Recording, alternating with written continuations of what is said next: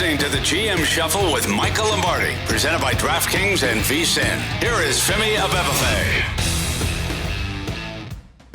Welcome to another edition of the GM Shuffle with Michael Lombardi, presented by DraftKings and VSiN. I'm your host, Femi Abebefe. As always, make sure to subscribe, rate, and review wherever you get your podcasts. Our producer, Elliot Bowman, with us on the ones and twos. Michael, welcome to the second half of the NFL season, man. That first half blew on right by, and here we are already sitting here at week number 10. You know, I'm like the guy who, goes on a diet and then splurges on 2 cheeseburgers as I sit here today. It's like I watched that 76er game last night, and God damn it, they pull me back in. I mean, like, Jesus Christ. They got me hooked. I mean, the big fat face of mine, get hooked on that. I mean, look, I like Maxey. I really do. I like Nurse as a coach. But my Lord, they got me back in. Jesus Christ. It just shows you the power of, people say, well, the NBA is not a coaching league. I sit here depressed. I mean, I just went on. I was doing good. I was doing really good. And again, I just had to go back in. Like, God damn it, Femi. I love it, though. I mean, everybody needs, like, the one team that could still get them emotional. And the Sixers are that team for you. They bring it out of you, which is fun, It makes you feel alive. Yeah. It makes you feel alive.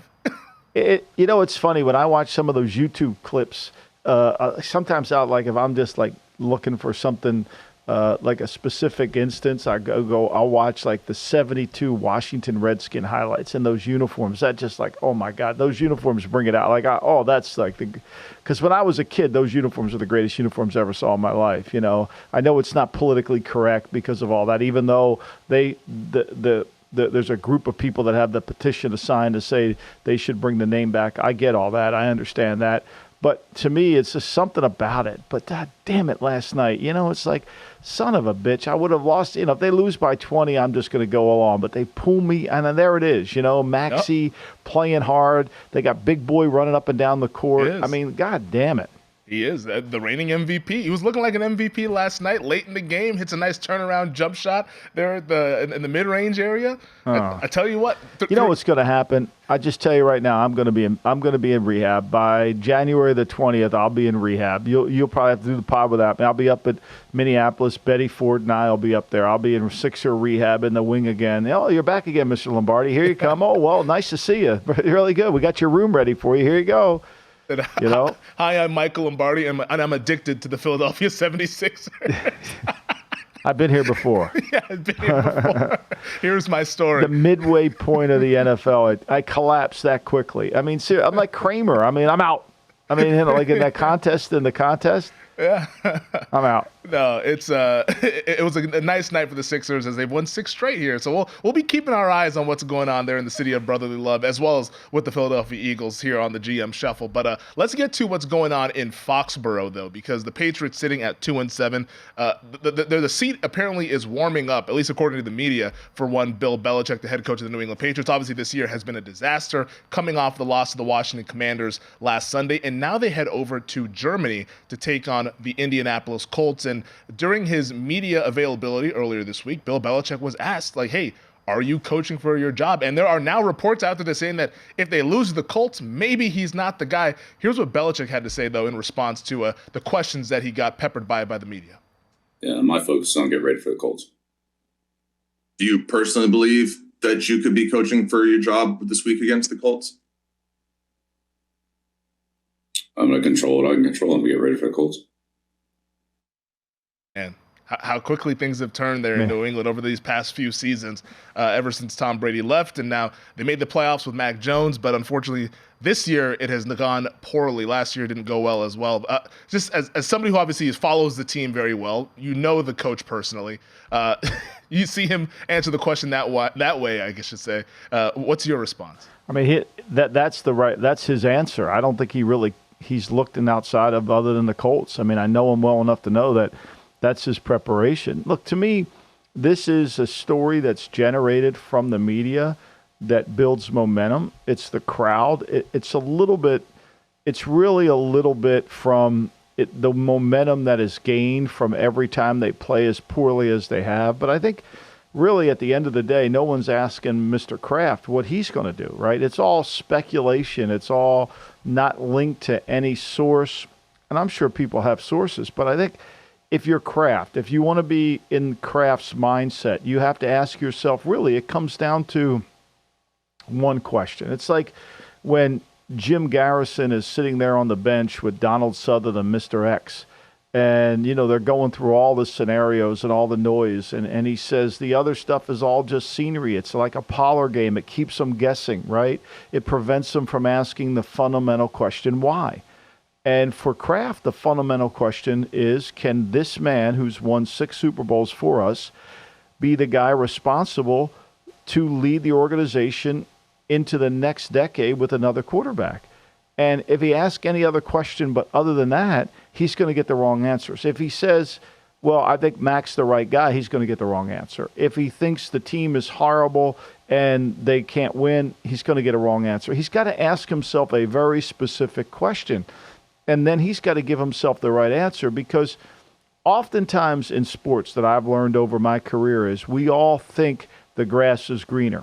I mean, think about, and Belichick and I both subscribe to the Art Modell theory of hiring, which is he just wants to change. So Modell would say, Femi, you do 15 things really good, but you do 2 things shitty. So I'm going to fire you for the 2 things you do bad, and I'm going to hire somebody who does those 2 things really well, but he may only do 4 things good. So now I'm -9 on the day, right?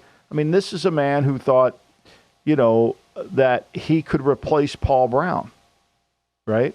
And then he thought he could replace Marty Schottenheimer because he thought the grass was greener, because he didn't take a step back and say, wait a minute, Marty might not be perfect in these areas, but he's really good in so many of these other areas. So he hired Bud Carson to help fix the defense, which really didn't fix the defense, and it went to hell. It's the same thing with Belichick. He fires Belichick because of the offense, and he hires Ted Marshabrota, but did that really fix it? The next thing he had to bring Brian Billick in 3 years after they moved. So I think that's really what it gets down to is Kraft has to sit there with his son Jonathan and Dan and the family, and they've got to say, can we go forward? Or if we want to make change because we want to become more involved, that's every right that they have as an ownership group. They can do that.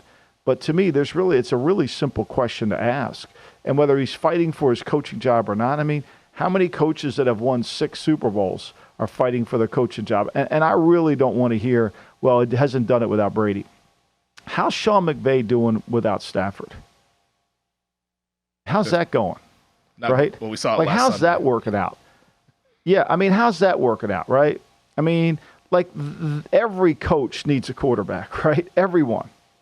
Like, everyone needs a quarterback. I mean, how about Mike Tomlin without Big Ben? How's that working out? He's good. He's working. But is it great?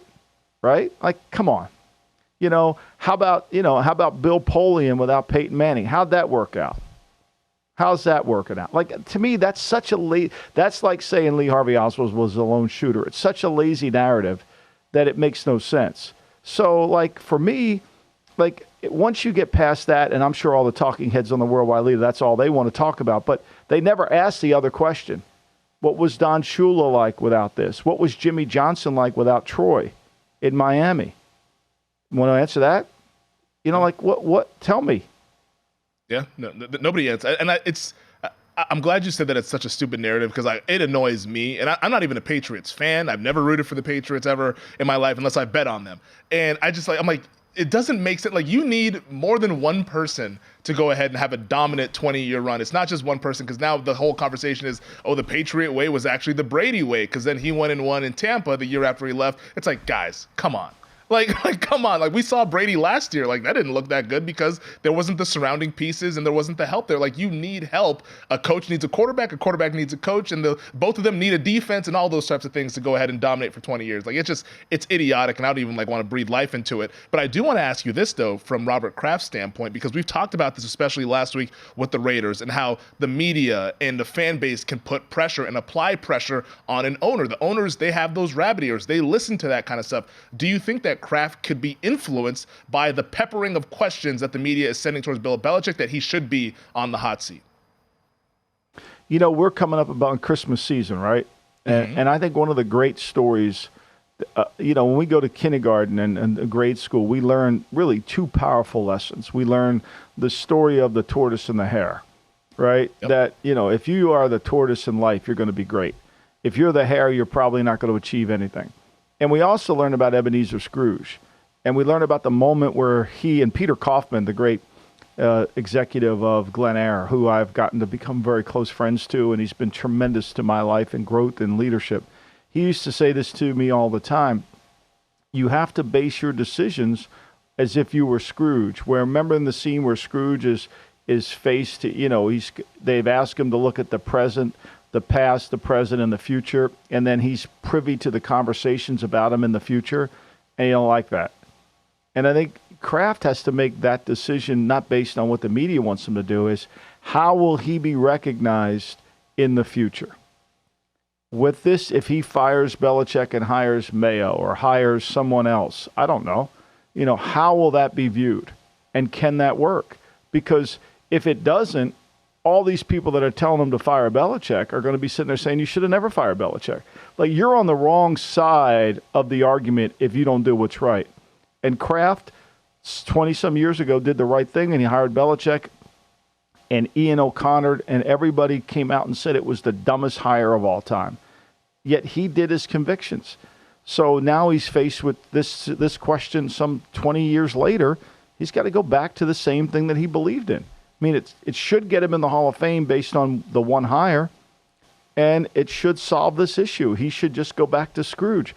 What are they going to say about this decision in the future? What did they say about Scrooge in the future? He was greedy. He was all about himself. He didn't like that. He wanted to change.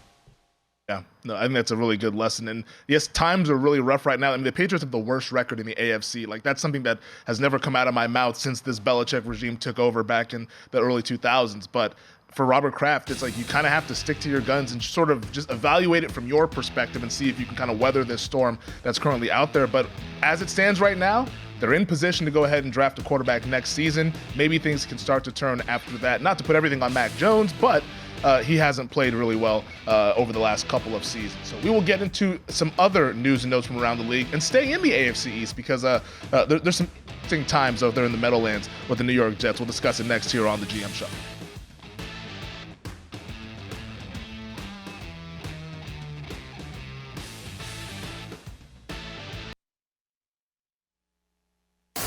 You're listening to the GM Shuffle with Michael Lombardi, presented by DraftKings and VSiN. Here is Femi Abebefe. Well, Monday night was a tough evening for the New York Jets as they lost to the Los Angeles Chargers. Penalties, mistakes, just all, you name it, the Jets were doing it in that loss there. I don't even think the Chargers even played that well. And then they just said, all right. No, I thought I don't even know what the hell the Chargers were doing. I mean, the great Kellen Moore, what was he doing over there? I mean, he should be trying to get killed. 17 head coaching interviews based on that performance. I mean, I love it when Aikman gets so pissed off. I love that. I love that side of Troy where he kind of like, okay, I've had enough of this crap. I mean, like, seriously, how many more penalties can you have? And Saleh's over there sitting there like it's no big, like he's not saying anything. And, just feel sorry for me. It's not my fault. This guy sucks. It's not my fault. He had 8 penalties for 40 yards. 8 penalties for 40 yards. You know what that means? 8 for 40, right? Okay, that means a lot of procedural stuff. That every penalty was 5 yards. Every penalty was 5 yards. That was every penalty. So that means it was offsides, false start, defensive holding, something you can control. Yeah, it was not a good situation there. And Robert Saleh was asked about this by Michael Kay on the radio earlier this week, ESPN New York Radio, about, hey, why hasn't the team, if Zach Wilson is so bad, why has the team not turned to Trevor Siemian at quarterback? And here's what Robert Saleh had to say. No, I got you. No, it's again the fair question, and it's like I said, he I don't know. You got me. I'm gonna plead the fifth on all this one in terms of just. I've kind of explained it, respectfully, obviously, but they're valid questions. But I know from a passionate fan, from fans who are passionate, all having the same questions, I respect it greatly. That audio courtesy of the Yes Network and ESPN New York. He's pleading the fifth, Michael. pleading the fifth on why he's playing this quarterback. I mean, like, what did he think that response was going to do? Like, what did he think that was going to generate? Like, what does he think what was going to occur with that response? I mean, did he think that by pleading the fifth, he did something? It's like, it's like a non-denial denial. I mean, I've been obsessed with I read All the President's Men again, and then I watched this documentary on it, and I was watching the conference that they had down at the LBJ library, because I guess they gave all their notes to it, and they talk about all the non-denial denials and all that. This is what this is. Like, you just say it. Joe Douglas wants me to play him. I don't want to play him, but he wants me to play him. Or Woody Johnson wants me to play him. I don't know, but that's what you're saying when you say it. That's absence of leadership, what you just did. You might plead the fifth, but there's an absence of leadership. You got to stand there and take the blows. That's why they're paying you $6-7 million a year. You got to stand there and say, hey, look, we're working with him. He's getting better. You guys don't see it yet. He hasn't thrown an interception in 3 weeks. We're going to have to eliminate the fumbles. We've had 5 fumbles over the last 2 games. We got to cut that down. We're in positions. We have a chance to move the football. We got to get better on whatever you want to say, right? Like, whatever you want to say, but you got to say something. You can't just plead the fifth, because now they're putting words in your mouth. I mean, you might as well wear sunglasses and sit there with a smirk on your face like Sam Giancana did in front of the investigation committee. Like, I plead the fifth. Now, you're a mafia boss when you plead the fifth. I'm guilty, but I can't tell you I'm guilty. Like, seriously, what are we doing? Saleh doesn't want to commit perjury, apparently, on the radio show. But I think you're not under oath. Exactly. You're not under oath. I mean, here's the problem. The guy. So here's how you know the Jets have rabbit ears, right? Everybody wants to talk about the interceptions, right? The guy's he threw 3 interceptions against the Cowboys. Okay, since then he's thrown 1.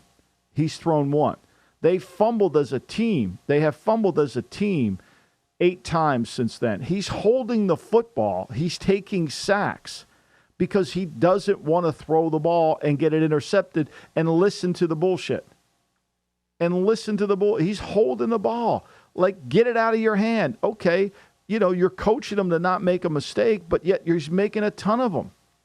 He's making a ton of them. And, you're not, you lost to Dallas. The next week, New England beat you. You throw for $157. I mean, this week, you're going against a Charger team. I mean, you can't protect it. You're letting them hold the ball. I mean, it's really bad. I'm sure Nathaniel Hackett will take the heat for it, because Saleh's just going to stand on the sideline and say, see? To me, I agree. If he doesn't want to play Wilson, then he's got to go in there and say, look, I don't want to play the guy. It's over with for me. I'm not playing him. But when you do what you did, you basically are saying, feel sorry for me, they're making me play him. Nobody's going to feel sorry for you. No Jet fan's going to feel sorry for you if you don't have enough guts to go in there and stand up to Douglas or Woody Johnson. I mean, how do you think Douglas felt when he saw that, when he heard that? You don't think he marched down into Saleh's office and said, yo, bro, you just made it look like I'm making you play the guy. Play whoever the fuck you want. Yep.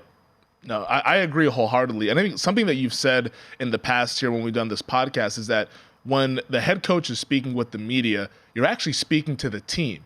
And when you say that you're pleading the fifth and you don't know why you're playing the guy, what do the rest of the guys in that locker room then say? Because that gives them even more excuse to be like, well, it's not our fault that we're sucking. It's on Zach Wilson, to which, yeah, Zach Wilson is bad. We all know that. But there's a lot of bullshit going on with the Jets as well, to where guys are fumbling, guys aren't making the plays. Like, how about you try to make a play for Zach Wilson as well? Like, just because he's bad, it doesn't absolve anyone else from criticism. Like a lot of guys feel like they're just like, well, Zach Wilson's target number 1, 2, and 3 in the ire of Jets fans, so I can just go ahead and do my thing. Like to me, it feels like there's a lot of excuse making and a lot of feel sorry for us because we don't have our desired quarterback. Exactly what it is. He just wants everybody to feel sorry for him. He thinks he's going to play the sympathy card. I mean, like, look, they shouldn't be 4-4. They're not a good team. They shouldn't be 4-4. They should have lost to Philadelphia if Hurts doesn't throw that stupid interception at the end of the game. And they definitely shouldn't have beat the Giants. I mean, they should be 3-5. That's kind of what they are. They had a good win against Denver. They turned the ball over with Denver. They had a good win in that game. They had a great win opening day against Buffalo. So they won those 2 games. But I mean, tell me what other game that they should win. I mean, they're 4-4, right? Okay, so they weren't going to beat that. They lost to New England, to Kansas City. I mean, they should be at 2-6, really, when you boil it down. They should have beat Denver. Well, they beat Buffalo, too, so give them that. So basically, they should have beat Buffalo and Denver. Now, the other ones, I mean, you could easily make the case they could have lost. Easily. You say, well, Kansas City, we could have won that game. Your defense couldn't get off the field the last 7 minutes of the game. How you win in that game? I mean, Philly gave you the game, and so did the Giants. The fact that the Giants put their kicker on IR afterwards, you have to wonder, who in the box is telling somebody to kick it there if the kicker's hurt? Why didn't we just run the goddamn ball? Didn't make a whole lot of sense there what the New York Giants did, but they'll always have the 99.7% implied probability in the victory in that column there to win that one. Probability, yeah. I mean, shit. I'm down. I'm 17-9 against Russo, and that one's going to haunt me until the end. I should be 18. I should be 18-9 is what I should be. Well, hey, second half surge. A lot of football left. You can still make that up. If I keep going at 18-9, I'm going to be really good. Here we go. Let's just go ahead and keep on the path forward. And speaking of the path forward, how about the Arizona Cardinals? The mayor, he's back, Michael. The mayor will be making his 2023 season debut as they host the Atlanta Falcons. Kyler Murray, once again, will be starting for the Arizona Cardinals. And after what we saw last week from the Cardinals, I guess this was kind of the situation that, hey, we can't put that back out there with Clayton Tune. Sorry for him to have to go play against the Cleveland Browns here. But what are you expecting to see here from Kyler Murray? And what do you make of the decision to put him back out there on the field? Well, I don't like the decision at all because I don't know if he's going to be healthy at all. I think you got to consider that. Can he move? I mean, look, here's a kid that needs to move around. He needs to use speed and quickness for him to be successful. But I can't imagine that he's got that back, right? I can't imagine that he's got that.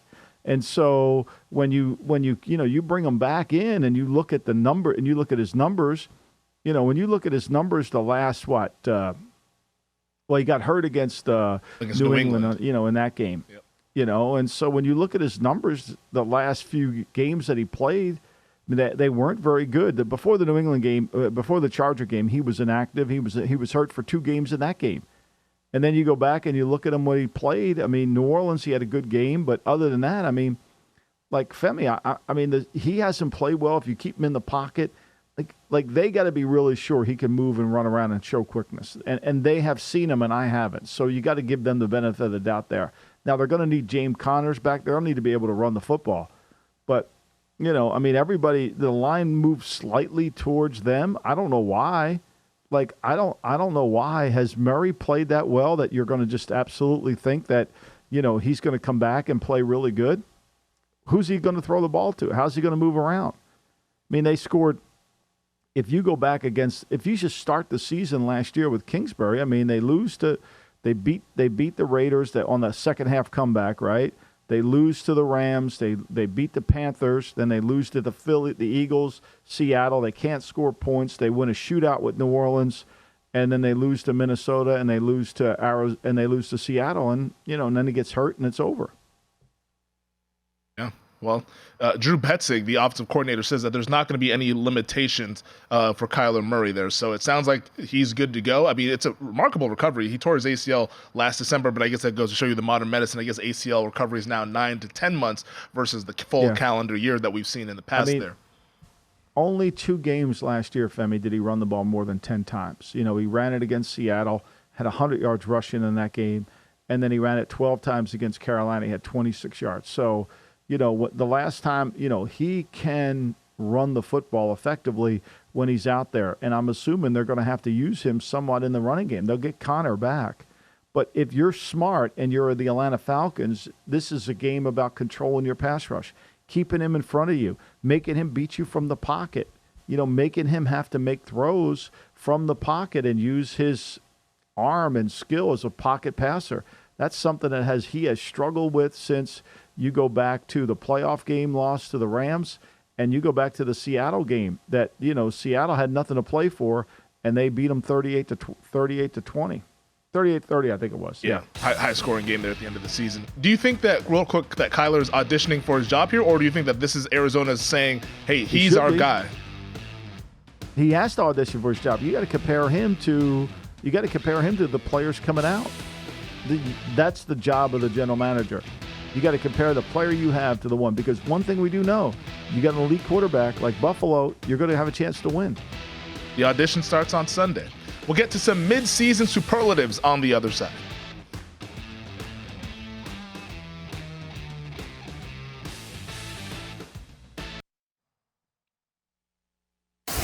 You're listening to the GM Shuffle with Michael Lombardi, presented by DraftKings and VSiN. Here is Femi Abebefe. All right, because we're at the halfway point, let's go ahead and hand out some mid-season hardware, and we will start with the most decorated award in the National Football League. That is League's Most Valuable Player. Michael, who is your mid-season MVP? Who do you think could be a dark horse? And we'll kind of go into the conversation from there.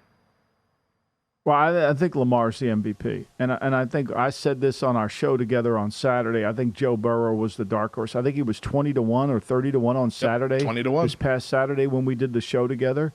I think, to me, those two guys. And when you look at Burrow over the first 4 games, they averaged 4.57 yards per attempt. He's up to 7.1. They still can't run the football as an offense. They're 31st in rushing attempts, 32nd in yards gained. So they don't even try to really run the ball. Everything falls on his shoulders, and he's been able the last 4 weeks to really respond. I think, to me, the way he goes is how this team's going to go. And I think clearly that one there is the best one. I think he was 20-1. I still like Lamar at plus, he's 350. Yep. You can get rid of your Tua tickets, although, you're not allowed to say that. Everybody won't.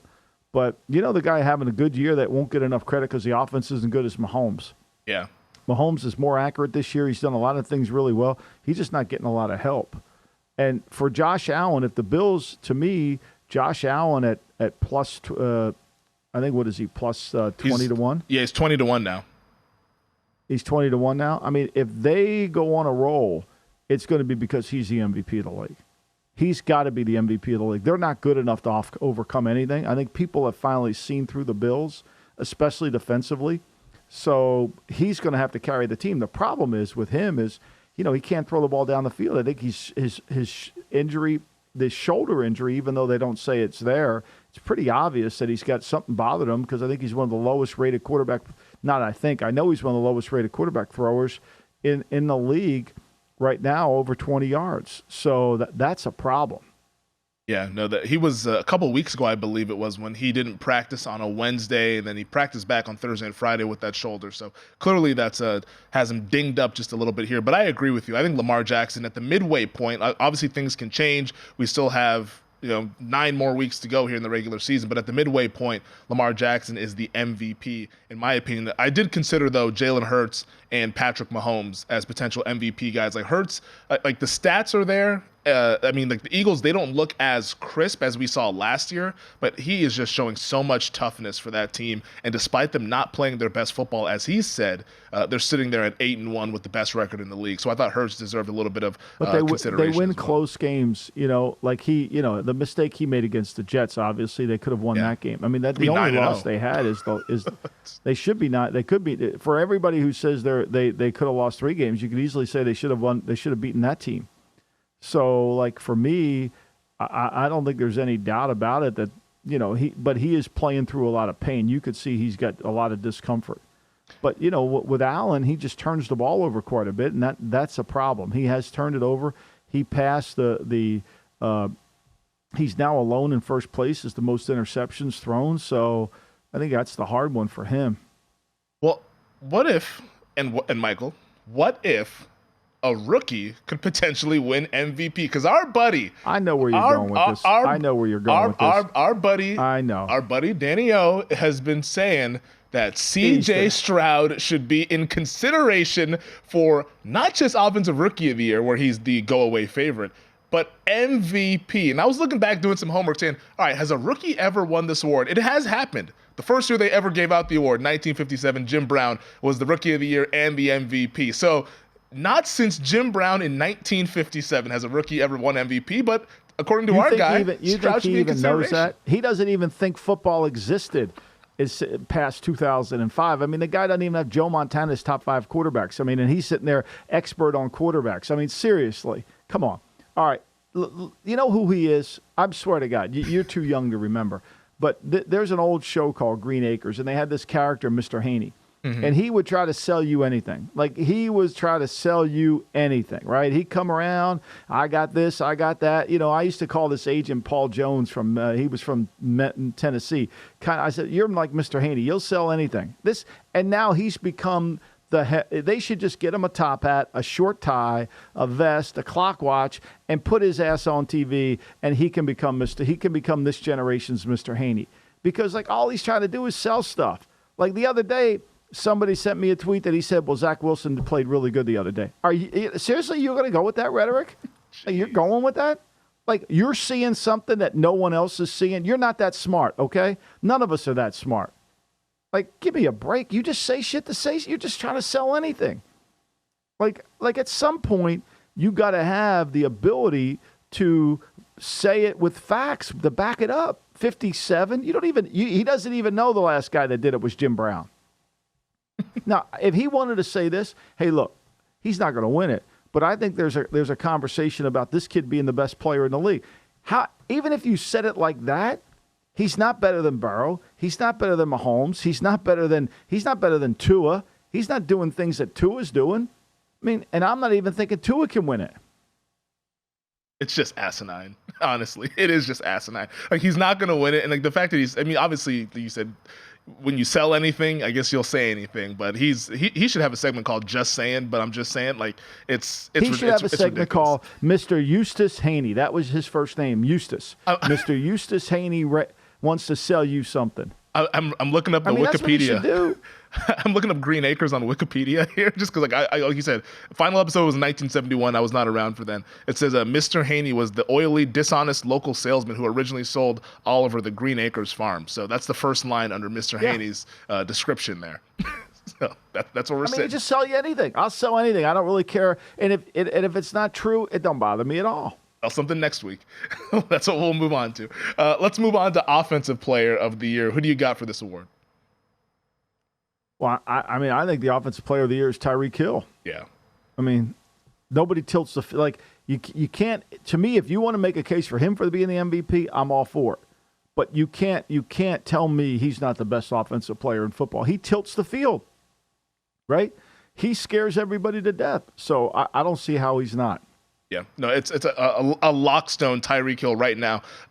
As we hit the midway point, things can obviously change, but at the midway point is Tyreek Hill, A.J. Brown, Christian McCaffrey, those guys also in consideration as well. I mean, what if McCaffrey might make a running at LaDainian Tomlinson's all-purpose touchdown record? Then maybe he gets 31 touchdowns, 32 touchdowns, something like that. The guy is on a ridiculous touchdown streak. Seems like he scores on every single game there. But Tyreek Hill's the and A.J. Brown deserves the conversation. I don't want to just dismiss A.J. Brown because he's been unbelievable. I don't want to dismiss that at all.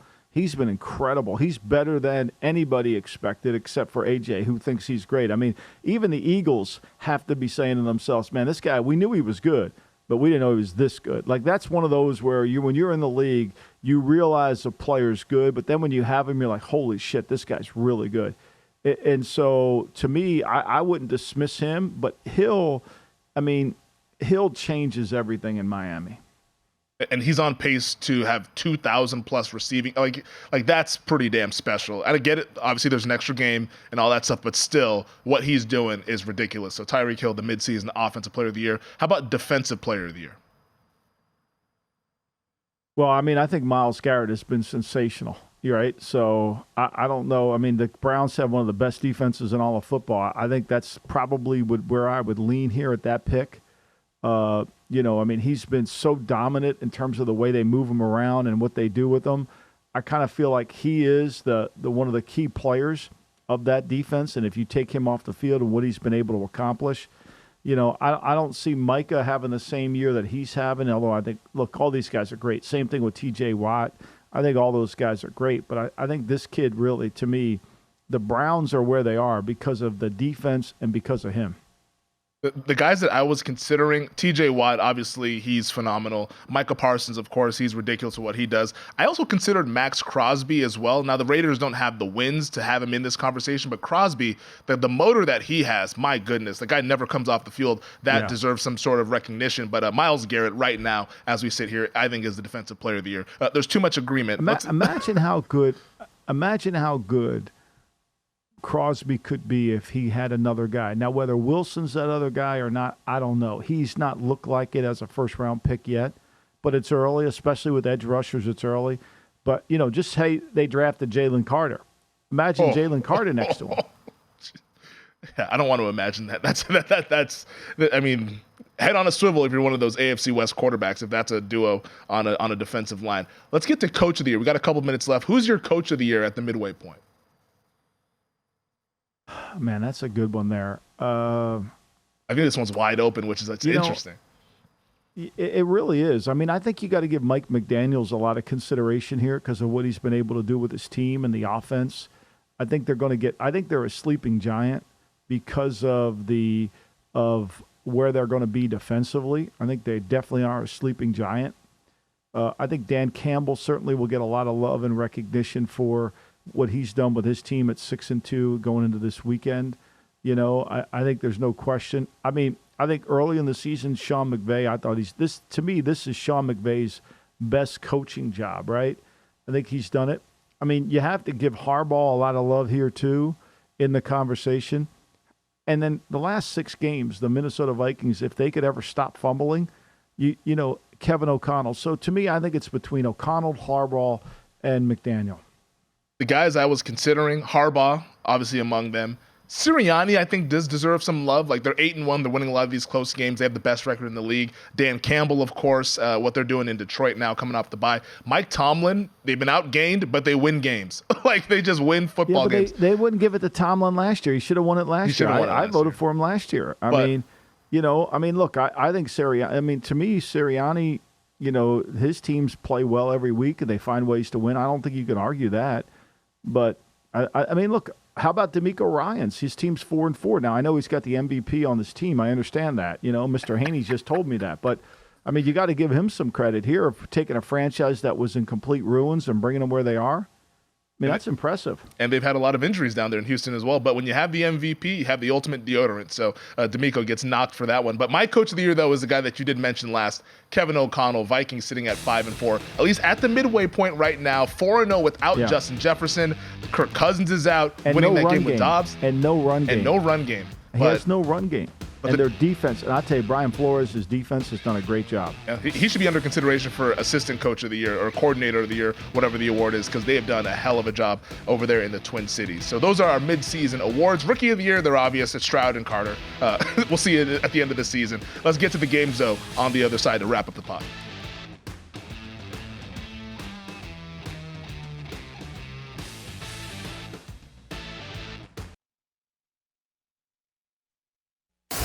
You're listening to the GM Shuffle with Michael Lombardi, presented by DraftKings and VSiN. Here is Femi Abebefe. All right, let's get to the games this week, week number 10 in the National Football League, starting in Los Angeles. Short week for Brandon Staley and the Los Angeles Chargers as they host the Detroit Lions, who are coming off of the bye. The Lions now a 3-point favorite on the road. A lot of respect here for the Detroit Lions. How do you see this one playing out tomorrow, or rather Sunday afternoon over at SoFi Stadium?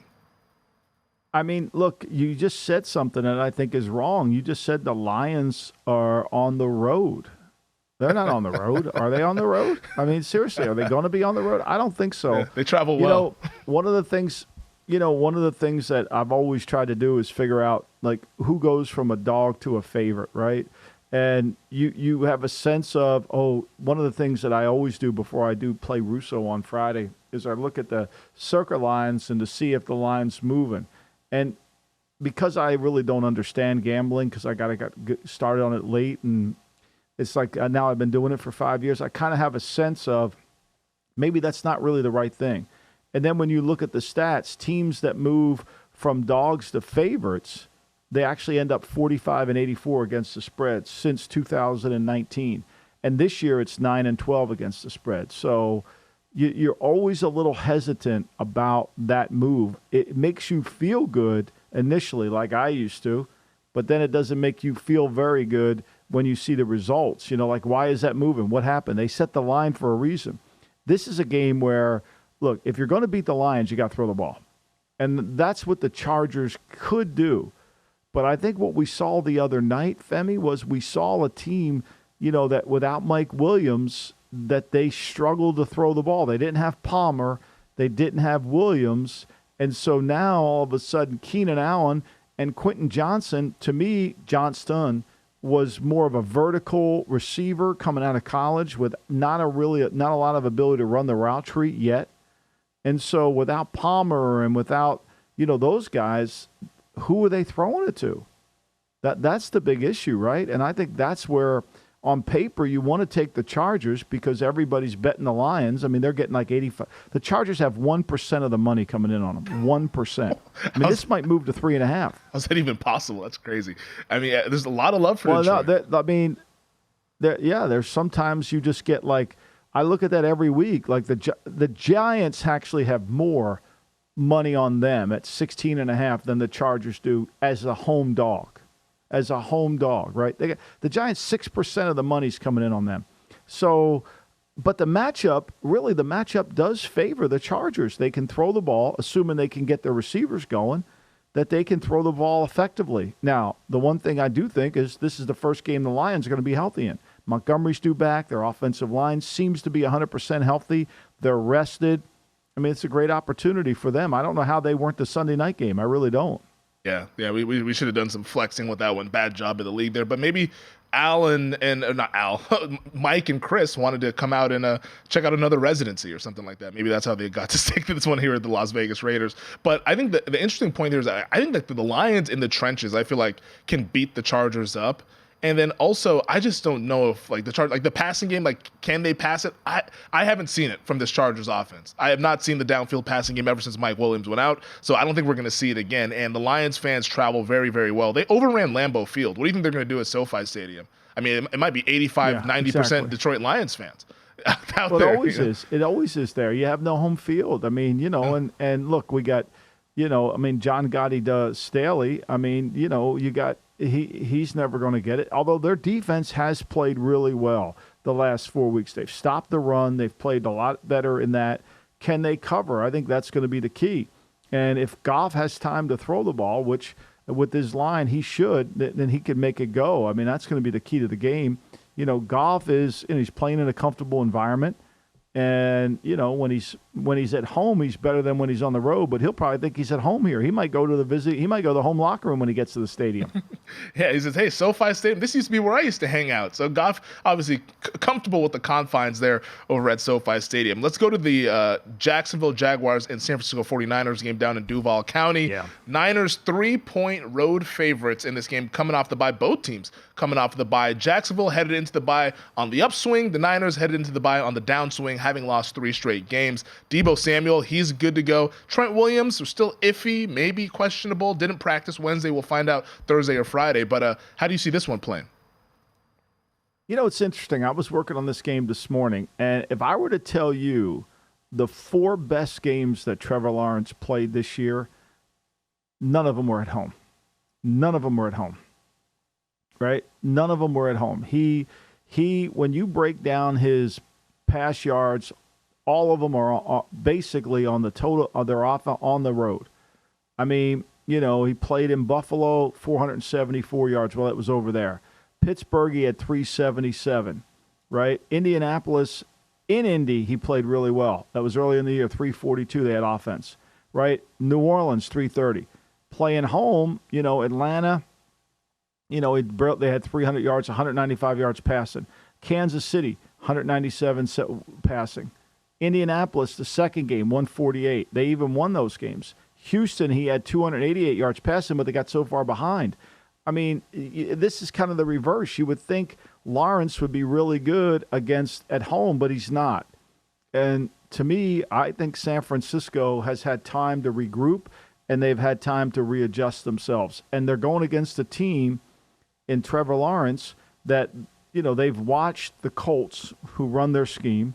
They've watched the Texans, who run their scheme, play them really well. The Colts didn't play them well in the first game. They gave up the touchdown late, but they played them. I think they'll have a read on it. Everybody's on Jacksonville, though. Everybody, no one's betting San Francisco. And I think San Francisco is it's just like playing a home game for San Francisco.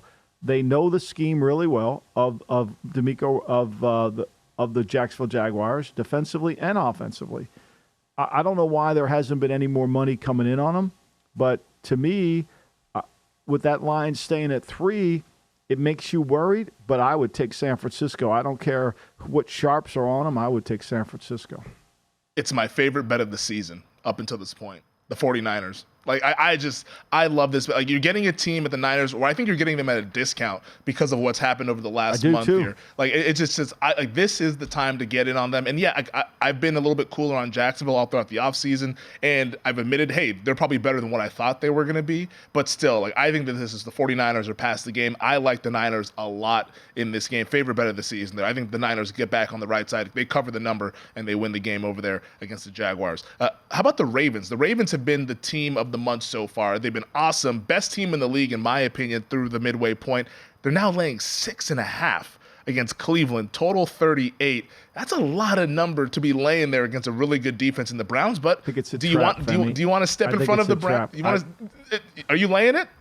I think it's a trap. I mean, look, I was going through Deshaun Watson's numbers. You know, he won there last year, didn't play very well. I mean, you can't find a game where Watson's played good. I mean, Watson's numbers are so far below what we saw in 18-19 when he was in Houston. You go through his top games, it's really staggering how bad it is. It's staggering how bad it is. And now without Wirfs at left tackle, you know, I think Jones has done a good job of filling in for the right tackle, but now you lost both tackles. You're not really making plays in the passing game. Can you run the football on them? I mean, last time they played, Baltimore does what Baltimore typically does. They're a great first quarter team. They went right down. They scored. They got the lead. They played from in front, you know, and they made the Browns have to play catch up. And I don't know if and that was with Dorian Robinson-Thompson. I don't think you got to change that strategy even with Watson. I think if Watson, you know, if he's in the game, you want him to throw it more, and maybe he'll turn it over. He didn't turn it over when they won there last year, but that was Tyler Huntley playing. And I think what they held him is 13 points or something like that. And they had Chubb running the ball. I think it's a trap. I think they want you to take the Browns like they wanted you to take the Chargers in Kansas City, like they wanted you to take Detroit, like they wanted you to take Seattle last week. They wanted you to take Seattle last week. Like, I think these, like, my antenna's up on that. Yeah, I haven't bet the game. It looks too easy to take Cleveland. It does. It looks too easy. A divisional game. These games are always tight. Yada yada yada. Boom. You know, low total. You know, I mean, I don't know. I mean, he's 1-11. Just think about this. Deshaun Watson is 1-10 in his last 7 starts against teams that have a 500 or above record. Not good. I mean, he hasn't played well. I mean, that's the fact. He just doesn't. He's not the same guy that we remember, and he hasn't shown us that he could be the guy. That's not good at all. I don't think I'm ready to step in front of Baltimore after what happened last week. The Ravens, we might not know how good this team is. Maybe the market's still playing catch up on this one, but I can't wait to watch the game, though, that Ravens offense against the Browns defense, because the Browns defense has been pretty electric so far. Now, let's squeeze another game in. This one also in the AFC North there. The Cincinnati Bengals hosting Houston off of the big win against Buffalo last Sunday. Now the Bengals banged up, though, at wide receiver. Jamar Chase is dealing with an injury. T. Higgins is dealing with an injury, but Burrow's back. He looks like Superman once again. Is this kind of a comeback down to earth here for Houston, or do they show that they can be competitive with one of the contending teams in the AFC? Well, I think when you look at Houston and you see when do they play well and when don't they play well, they play really well at home, right? I mean, when you look at their pass yards at home, I mean, last week he had 443. I know he's the MVP of the league, Mr. Haney. You know, against the Colts in a loss, he threw for 337. But when they've been on the road, in the road games against Atlanta, they had a hard time. They lost that game. Baltimore, he throws for 196 in the opener. Carolina 2 weeks ago was 119.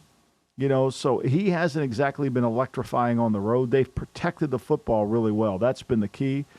And, the problem is when you're in this game is you're sitting there thinking, okay, we're going to go up there and we'll move the ball. The Bengals are really good at they're the number one team in creating interceptions. You can move the ball on them, but you create interceptions.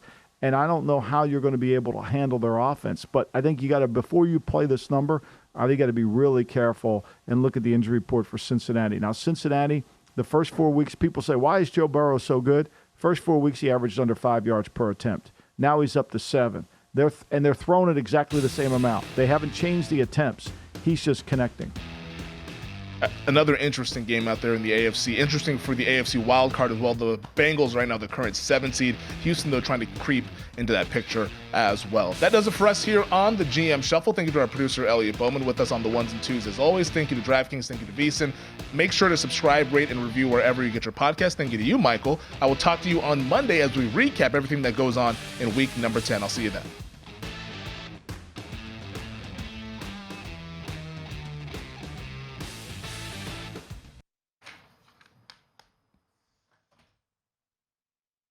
Oh.